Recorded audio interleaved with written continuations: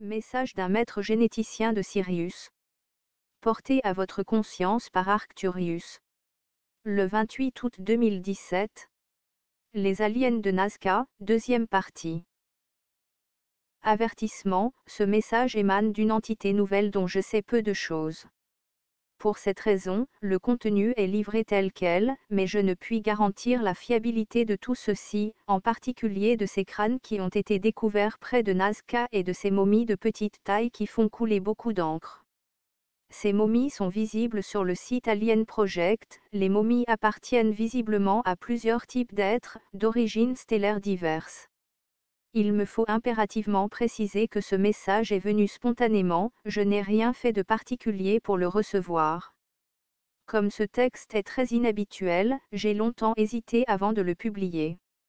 Ce message fait écho à celui de Ménerka le Sage, de Bételgeuse, disponible ici.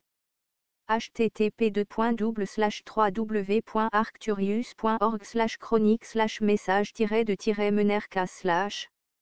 Il s'agit de peuples stellaires très liés qui collaborent depuis fort longtemps entre eux. Au moment où je revoyais certaines images, une voix pas très aimable est apparue. Elle est revenue une seconde fois, mais ses propos étaient peu intelligibles. Elle est assez froide et plutôt sinistre. D'autres moments, elle est affaiblie et plus sensible. Vers la fin, une autre voix est revenue, celle d'une entité différente, plus posée et plus sage. Cette voix a dit entre autres, une nouvelle fois, qu'il venait de Sirius. Ses propos étaient détaillés. La voici de nouveau. Je ne sais que penser de tout ceci. La communication était peu nette, cela tirait un peu et vers la fin, le contact était plus cordial. Ils parlent depuis un vaisseau, si je comprends bien, ils ont été emmenés de la surface de la Terre, pour leur sauvegarde et aussi pour pouvoir assister au changement sur notre monde, l'encourager. Deuxième message de ce jour. C'est un être plus jeune qui parle. Il possède un caractère assez vif. Nous venons de Sirius, nous sommes là, au-dessus de vos têtes, à guetter le moment opportun. Trop de questions vous posez-vous par rapport à nous. Et pas assez sur vous-même? Pourquoi n'apparaissons-nous pas? Certes, il est bien des raisons qui nous contraignent à ne pas le faire. Il est un peu en colère, un peu ombrageux, cela tire sur le lien. Il se stabilise et poursuit plus calmement. Nous étions une grande civilisation autrefois, brillante, prospère. À présent, nous sommes l'ombre de notre passé. Nous avons essaimé sur d'autres planètes, mais nul n'en est sorti indemne. La dégénérescence cellulaire progressive, génération après génération, s'est installée. Ces momies nous montrent à notre état originel, avec de l'ADN natif.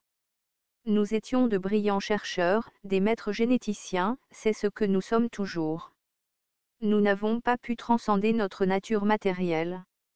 Là, il soupire, il a des regrets.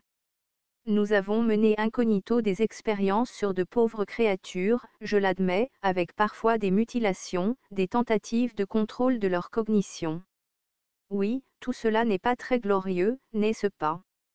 Nous voulions créer une race esclave, qui nous servirait, le ferait bien, et s'en trouverait fort heureuse. Nous avons presque réussi avec ces petits clones qui saisissent ton cœur de ravissement. Presque, car ils se sont presque tous enfuis, nous ne savons où. Les hautes dimensions nous sont interdites. Les maîtres généticiens comme moi, qui ont failli, se voient relégués aux plus basses besognes par nos supérieurs. Et la lumière est venue, elle a emporté beaucoup de choses, beaucoup de souvenirs. Tu peux imaginer que j'ai l'apparence d'une de ces petites momies pensives, ou celle d'un alien très grand de noble allure. En fait, nous pouvons changer d'apparence. Nous pouvions faire bien d'autres choses. Autrefois, la civilisation de Nazca était une civilisation florissante, maîtrisant parfaitement la roue, le voyage aérien et l'avion à réaction, pourrions-nous dire. Ses habitants étaient de grands artistes, des potiers hors pair, ils maîtrisaient le vernissage, l'art de l'orfèvrerie, et de la confection de tissus colorés, d'habits somptueux. Ces momies sont celles d'êtres affaiblis ou malades, que nous avons laissés en chemin. Les habitants ont tenté de les soigner, de les sauver. Ils les ont préservés à jamais, par une sorte de silicification, pétrification naturelle du tissu organique. Une substance que nous leur avions appris à fabriquer. Une sorte de sel. Cette substance, mêlée à l'action du soleil, dessèche rapidement un corps. C'est une substance noble. Il faut admettre aussi que nos corps sont différents des vôtres, ils comportent plus de matière minérale et le processus de la digestion est plus simple. Dès lors, ces corps ne se dégradent point. Que veux-tu savoir de plus? Nous ne servons ni l'ombre, ni la lumière, mais la science. Nous ne les servons pas, car nul ne se soucie de nous. Cela dit, dans notre science, nous réalisons que nous avons perdu, oublié, ou mis de côté, quelque chose d'essentiel, le pouvoir de notre âme, celui de l'amour si tu y tiens. C'est un concept profondément effrayant pour nos théologiens. Je le vois soudain, il s'avance en pleine lumière, sa peau est beige, il est entouré d'un bel éclat, et il est effrayé. Ses yeux noirs sont curieux et craintifs à la fois. Je sens un mélange de fierté, d'exaspération et de candeur touchante. Il s'agit d'un être immensément intelligent. Son peuple aime l'eau, il ne porte pas d'habits ou très peu. Nous sommes venus en plusieurs lieux de votre monde. Aussi en Afrique je crois.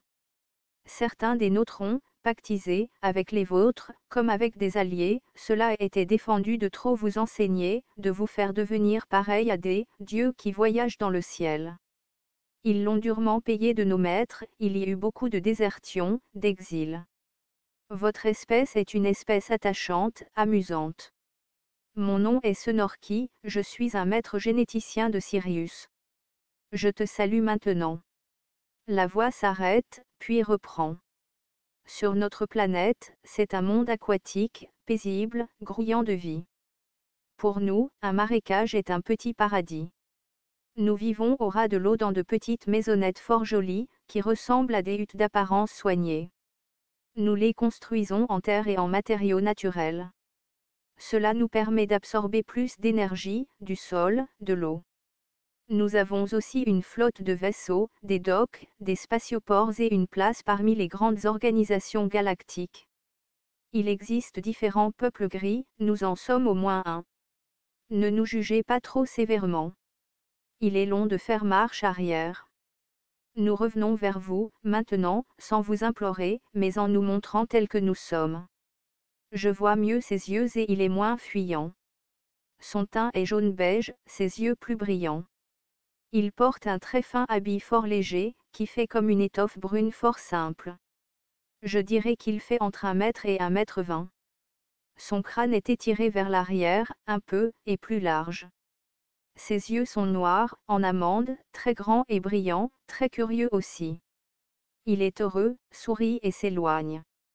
Ses yeux sont un peu moins ouverts que sur l'image suivante, son corps est un peu plus large et robuste, son teint est beige. Sa tête est étirée vers l'arrière et son front plus haut. Il possède une expression plus songeuse et méditative que cette image. Il se tient bien droit. Sa peau est beige-jaune, avec peut-être un peu de verdâtre. Elle est très lisse et régulière par rapport à nous, il possède peu de rides et une certaine solennité. À bientôt, je reviendrai, amis de la Terre. Partagé et transmis par Michel Arcturius. Merci de demeurer ouvert et d'utiliser pleinement votre libre arbitre. Pensez à faire preuve de discernement par rapport à ces textes.